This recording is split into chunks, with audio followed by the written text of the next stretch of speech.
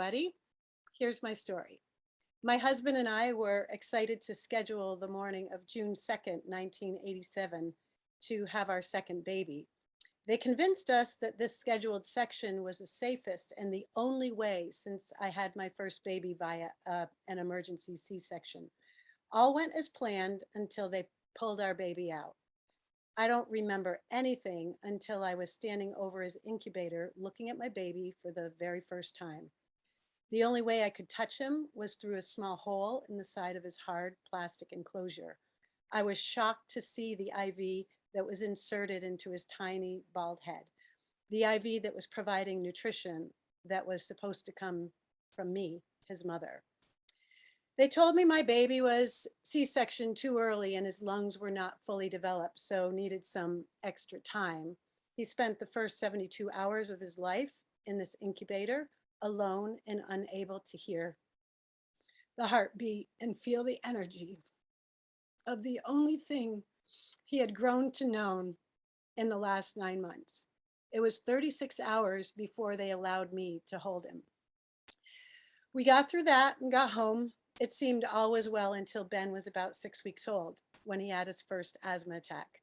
I can't remember the details, but I know it was a long, panicked half-hour drive to the ER in the middle of the night with my baby struggling to breathe alone in the back seat of our car.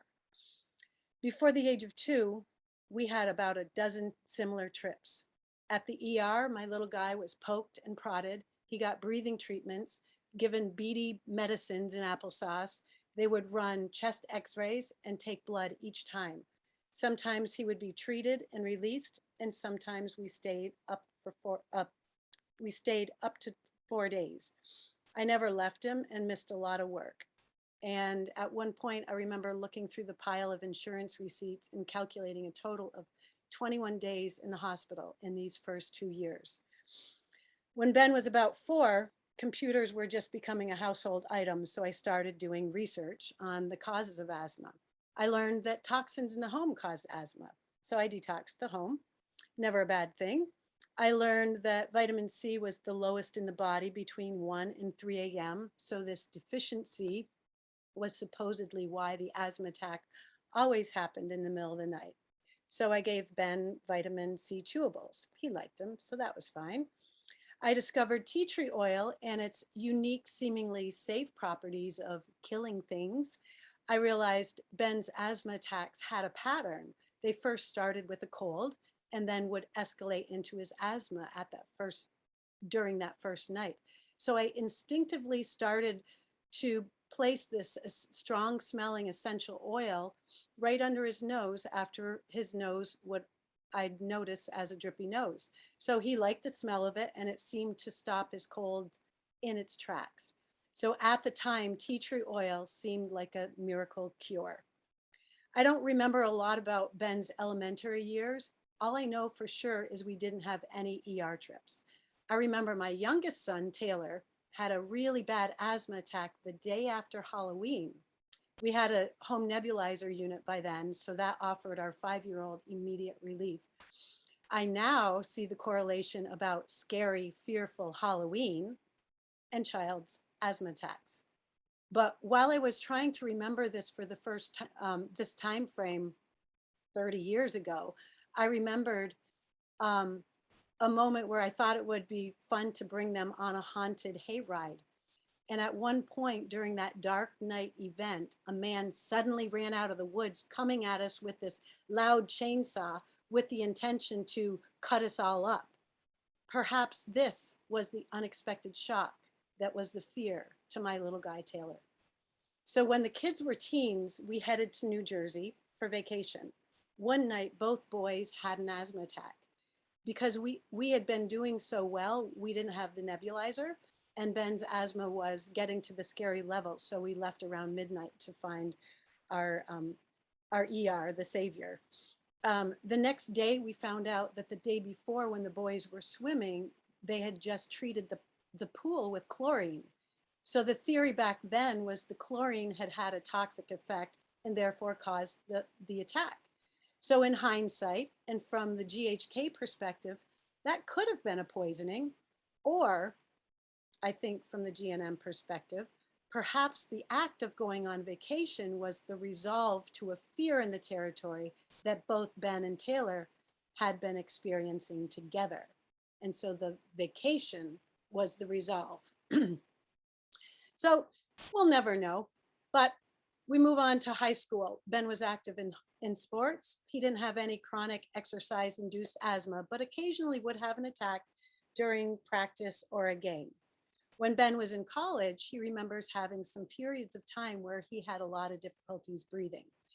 As I was preparing for this story with Ben, we figured out that one of those times was around a time where he witnessed close up an extremely gruesome and frightening motorcycle accident that resulted in multiple fatalities, an obvious fear in the territory. After college, Ben's asthma flared up here and there. When he was around 22, he was working construction and worked 30 minutes deep in the woods. I was at my holistic clinic when he came in escorted by my boyfriend at the time. I still remember the looks of panic as Ben was sucking in for breath and wheezing out. We had to do multiple nebulizer treatments that morning, and I used some other holistic tools. I remember him coughing up unusual stuff. I thought at the time that it was these tiny little dust particles that he was working with that clogged up the pipes, so to speak. But now I wonder if it was in part the epicrisis of that motorcycle incident, and that if this linked up with the time that he had to testify in court, this would make perfect sense. And again, we may never know for sure. A year or two later, he was in a long distance relationship. And this is a little harder than I thought. And one late night, his girlfriend received the news that his sister, a freshman in college, was brought to the ER. A few days later, she passed away, and it was a huge shock to all. Ben was 3 hours away from his gal, and his asthma ramped up. I had just been introduced to GNM at the time, so we made the correlation and discussed the importance of being with his girlfriend as much as possible. When he had a weekend together with her, his asthma decreased in intensity, and when being away from her, it got worse. I remember thinking at the time how being separated from his girlfriend was like being separated from me his first days of life. Ben is 34 now and has minor bouts of tightness here and there.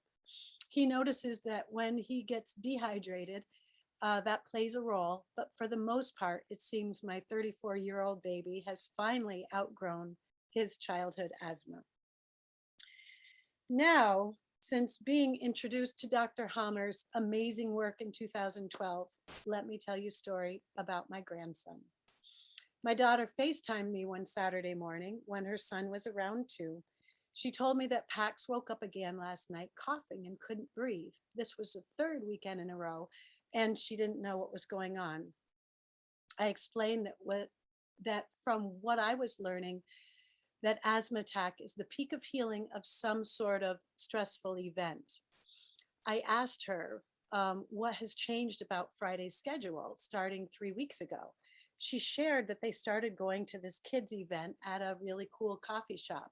She explained that this guy comes in with tambourines, guitars, and drums and sings and invites the children to sing and play along. I asked, how does Pax do? She said he doesn't seem to like it as much as I thought he would. He usually asks to go over to the side counter away from the music and just watches. But sometimes I see him cover his ears. I said, that sounds like that's it. So I go on to explain that for a right-handed boy, asthma is the peak of healing of a fear in the territory. And it seems Pax is simply experiencing this fun event as fearful.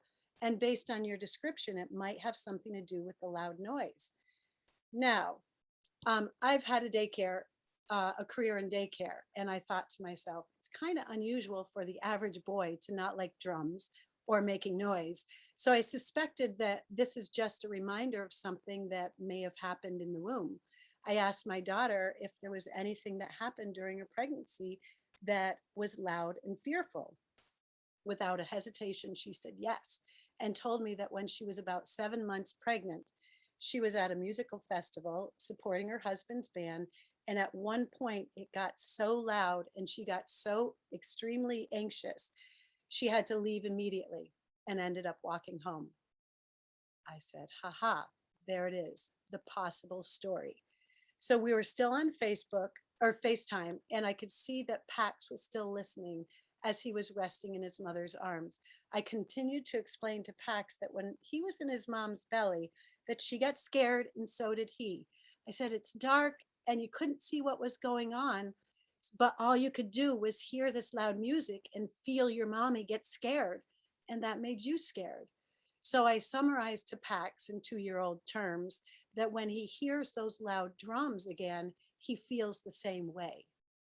So I said, but now, Pax, you and mommy are safe in each other's arms. And so we just breathe together. And at this point, my daughter and I get into the now what kind of phase. So the goal is to get Pax knowing he's safe and reprogram him so he can hear the drums and loud noises without getting scared. So we talk about the use of noise reducing headphones. We discuss the importance of the adults in his life realizing his fear and sensing the danger for him, and then gently talking him through it. So we discuss being super aware of his hands, noticing that when they get cold, he's scared and or fearful, and they'll warm up when he relaxes. So over the next year, we confirm that the drums and fireworks are fears for him. During this time, we have some emergency sessions as he experiences some asthma attacks. Some of these talks are just with my daughter, and some involve Pax. Here's his progress. When Pax was 4 years old, he watched the fireworks with his headphones on and still had a pretty significant asthma attacks. At 5 years old, before the fireworks started, Pax said, Mommy, my cousin and I are going to watch the fireworks together, and I'm not going to be afraid. He chose not to put his headphones on because he was so confident. He had a very minor coughing attack that night. 6 years old, Pax makes it through fireworks with no symptoms whatsoever. Pax is 9 years old now. Other than the fireworks, the only other asthma attack he has ever had was early in his kindergarten year. One night, Pax woke up, not being able to breathe. Mom hopped into his bed, offered comfort, and after the epicrisis passed, she asked him if there was anything that scared him today. He said, yes, the emergency fire drill did. It was so loud, we were so scared because we did not know what was going on. So as you can see very clearly, my daughter had a very totally different experience with her son's asthma. She was able to realize her son's unique way of viewing his environment, help get him comfortable with it again, and help him move through his symptoms with confidence. They do have a little puffer to help him just in case, but it's been a couple years since he's needed to reach for it. I personally am so thankful to have this knowledge and the ability to be a phone call away, so my kids don't have to have the stress and confusion and fear that I did as a mom. I am confident that they can raise their children without fear of any chronic or life-threatening disease. I'm grateful for you and grateful for this opportunity to share my story with you. My hope is that these 2 stories inspire you to keep learning and applying the 5 biological law to any symptom that presents in your family. And I encourage you to move through each day choosing reactions, activities, and people that up your vibe. Thank you. Back to you, Melissa.